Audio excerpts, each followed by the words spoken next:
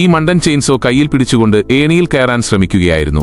അത് ഓഫ് ചെയ്യുന്നതിന് പകരം അയാൾ ആ ചെയിൻസോ തന്റെ ബെൽറ്റിൽ കെട്ടിവെച്ച് മുകളിലേക്ക് കയറാൻ തുടങ്ങി. അയാൾ മുകളിലേക്ക് പോയപ്പോൾ പ്രവർത്തിച്ചുകൊണ്ടിരുന്ന ചെയിൻസോ ഏണിയെ മുറിച്ചുമാറ്റുകയും അത് അയാൾക്ക് പുറകിലായി രണ്ടായി പിളരുകയും ചെയ്തു. ഓടിക്കൊണ്ടിരിക്കുന്ന ഒരു ചെയിൻസോയും കൊണ്ട് അയാൾ വരുന്നത് കണ്ട് അയാളുടെ സുഹൃത്ത് ഒരു ചുറ്റികയെടുത്ത് അയാൾക്ക് നേരെ വീശി. എന്നാൽ ആ ചുറ്റിക വായുവിലൂടെ പറന്ന് താഴെയുണ്ടായിരുന്ന കന്യാസ്ത്രീയുടെ തൊട്ടടുത്തുകൂടെ കടന്നുപോയി ഒരു ബക്കറ്റ് വെള്ളത്തിൽ വീണു. കന്യാസ്ത്രീക്ക് വല്ലാതെ ദേഷ്യം വരികയും അവർ അവരെ ഒരു പാഠം പഠിപ്പിക്കാൻ തീരുമാനിക്കുകയും ചെയ്തു. എന്നാൽ ഏണി ഒടിഞ്ഞുപോയതിനാൽ അവർക്ക് മുകളിലേക്ക് കയറാൻ കഴിഞ്ഞില്ല.